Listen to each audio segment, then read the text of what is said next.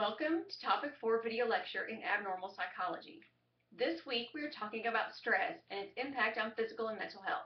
When people think of stress, they often think of post-traumatic stress disorder, or PTSD. Exposure to extreme and traumatic stress may overwhelm your coping mechanisms and lead to this disorder.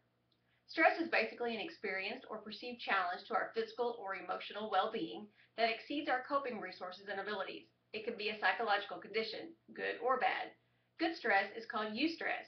This is something like going on a first date, getting married, or being accepted to the university of your choice. Bad stress, or distress, is a type of negative stress that really pushes your coping skills to the max.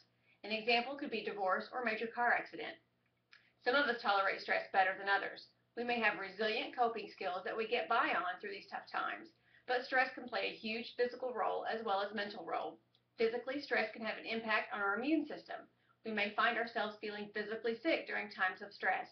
When I was in college, I got strep throat every year during final exams. Stress can also lead to things like heart disease and hypertension or high blood pressure. So literally, it can make you sick. Psychologically, stress can lead to some real problems too. Depression and anxiety are common in those who are experiencing high levels of stress. The criterion for PTSD has changed over the times in the DSM-5. Some of the criteria include exposure to actual or threatened death, so you really don't have to actually experience it, but the threat is there.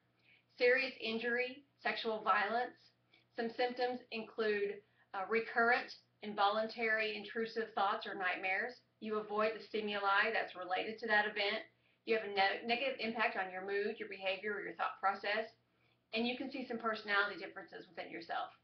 Some of these stressors that influence PTSD can include military comebacks, natural or man-made disasters, rape, transportation disasters like planes, trains, cars, boats, sexual abuse, and the list can go on.